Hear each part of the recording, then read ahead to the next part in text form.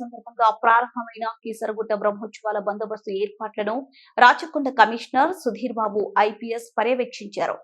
ఈ సందర్భంగా అనుకోకుండా కాలికి గాయమై అస్వస్థకు గురైన ఒక వ్యక్తికి కమిషనర్ స్వయంగా దగ్గరుండి ప్రాథమిక చికిత్స అందించి తన గొప్ప మనసును చాటుకున్నారు.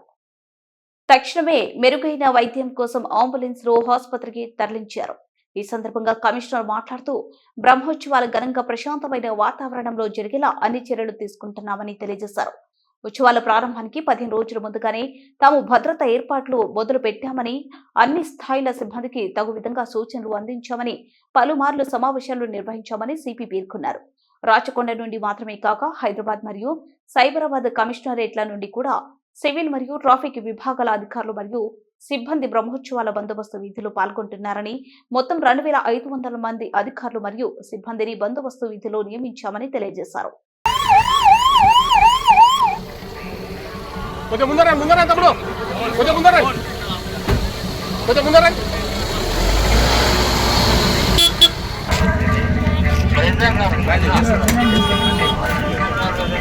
ये दूसरे इनका गड़बड़ आ गया